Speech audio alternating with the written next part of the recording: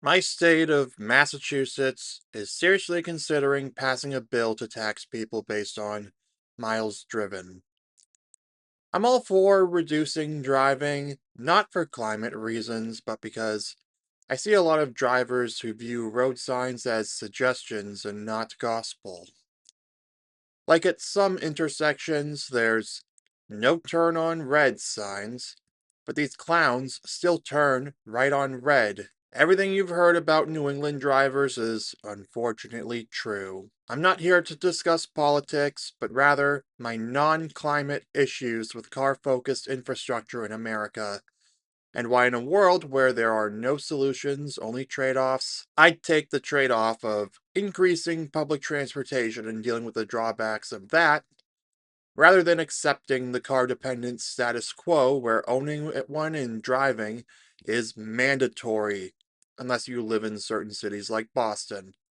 Or you're paying for Uber, which could be cheaper if your total usage comes out to less than car ownership expenses come out to, but don't quote me on that. Now, if you're a driver for rideshare gig work or transporting heavy materials for blue collar jobs and such, yes, car ownership is still mandatory in those cases, and similar ones, but I'm not here to talk about them. I'm talking about people working jobs that don't require you to drive for them, except to and from the workplace on commutes. Comment what you think about your daily commute by car. Maybe you like it, but some of you might hate it because it's isolating. You have to actually pay attention to what you're doing without being able to use your phone. Or it's like the opening scene of Office Space where you're bumper to bumper and the old guy on a walker is getting ahead of you. Afterwards, it's time to go home and you have to do the same thing in the same isolated metal box surrounded by everyone else's isolated metal boxes. Go home and do the same thing 5 days a week. Then you have to go use it on weekends, and the wear and tear inevitably leads to something going wrong with it, which costs you money to fix. Then probably be without your metal isolation box for some time. You constantly have to fill up the tank with gas, which costs money. You have to pay for car insurance, which costs money that I suspect goes towards the funding those ads that I'm only aware of because they play them at AMC. You can somewhat control the gas cost as an operating cost by choosing not to drive somewhere optional, but you have to pay for the fixed cost of car insurance when you're not using said car. On top of that, cars are isolating, and that might be contributing to the loneliness epidemic. But that's a topic for another day. Gerbert Johnson and Madison Ray have done significantly more interesting videos connecting car culture and the loneliness epidemic, so I'm not going to get into that here. That said, I'll admit that public transit does open the door for more social interactions than sitting in your car on your own. I take the bus every now and then, and on my first trip to the Museum of Fine Arts last week, I had two interesting conversations. First, I had a nice chat with a guy who commended my offering my seat to an elderly man who declined said offer, then told him about the good word of Bill and Ted, and about the movie I got it from, Bill and Ted's Excellent Adventure. After he asked if it was on Netflix, I said not to my knowledge, but maybe on Prime Video because I saw it there some time ago. But I wouldn't know because I don't have Netflix or any streaming services, and don't use Prime Video because I have Amazon Prime, due to not wanting to pay to remove the ads or watch with said ads.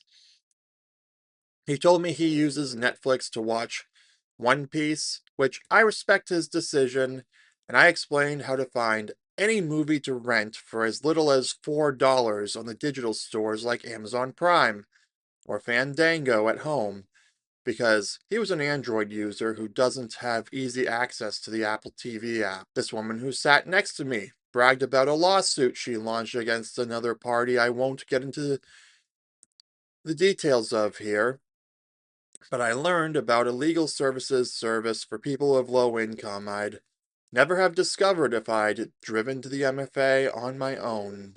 I've said before, people can be nice if you give them a chance, but they can also be interesting if you listen to them. Social interactions in person are more likely on public transportation. I'm not saying you're going to meet the love of your life or new best friend if you choose taking the train over driving, but you are putting yourself in a more social environment than a metal box all by yourself. Ignoring all of that, what I really prefer about public transportation is being able to use my phone to take care of things when I'm on it. No, I'm not doom scrolling, but I can log my spending into my spreadsheets, write down video ideas, or put in mobile orders for food. I can also listen to something with my AirPods, but I only do that on the commuter rail, which has the most comfortable seats and takes more time to make the effort of choosing things to listen to worth it, because it's not as rapid as the subway or bus. Also, I prefer paying attention to my surroundings and making sure I have my things in my pockets before I get out. That brings me to my next point about practical benefits. I mentioned the fixed costs of car insurance earlier, along with the operating cost of gas. With public transit, there's no fixed cost unless you pay for a monthly pass or something. It's all operating costs, where you pay the fare and you get there. Generally, you only pay when you use it. With the subway and bus, you'll pay more if you make pit stops, like if I take the subway from South Station to North Station, leave the fare gates, buy a snack, then come back, pay to get back in, take the Green Line to Science Park, get out, and walk the rest of the way there, versus just straight to Science Park from South Station, using the Park Street transfer from the Red Line to the Green Line. That said, you can control it, like how I usually walk with my snack from North Station to the Museum of Science, because it's not that bad of a walk. And honestly, the more stops between you and your destination, the more justified the cost feels. On top of that, I don't have to worry about where I parked, paying for parking that costs more than my subway and commuter rail fare combined, or having to drive home in a tired state, though I consider the fatigue I feel when I leave one of the museums or the aquarium a good kind of tired. Overall, I'm not a fan of car dependency, how isolating cars are, the fixed cost of car insurance, or the wildly fluctuating operating costs of gas and maintenance. I'm also not a fan of that bill's approach to reducing driving by just punishing it, when I think it'd be better to provide a viable alternative for people to gravitate towards organically, which would still achieve the desired reduction in personal vehicle use. Tim Pool once explained how, rather than telling people to just cancel something like Netflix and other streaming services, you need to provide an alternative for people to go towards so they don't feel like they're losing something.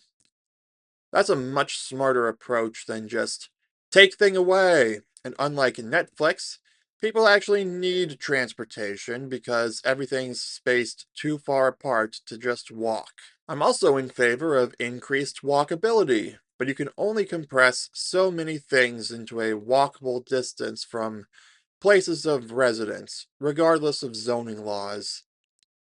You can't just take away how people get around, and if you really want fewer people driving personal vehicles, a goal I'm not completely against, there needs to be an alternative. After that, like I learned from Game of Thrones, it needs to be implemented over a long period of time, as Tyrion Lannister explained it. Because just like Daenerys couldn't simply free the slaves of Slaver's Bay overnight without major ramifications, Massachusetts and the country as a whole can't just take away driving overnight. To be clear, I am against penalizing people for driving, especially if it's related to work that actually mandates a car, as I mentioned earlier. At the end of the day, I'm in favor of a more uplifting approach where better public transportation is set up, followed by a payoff of more people using it because it's the better option, and car ownership becomes optional, achieving that desired reduction while actually expanding choices. On that note, I'm going to leave it there for the video. Please give it a like if you enjoyed it. Comment your thoughts on this, whether you agree that car dependency is severely flawed, or disagree and want to express your issues with public transportation. Which, before you list your grievances, I'll just say I agree it's not perfect, but that there are no solutions, only trade-offs. Finally, subscribe for cultural commentary and rants from a man caught between generations. Thanks for watching, and I'll see you soon.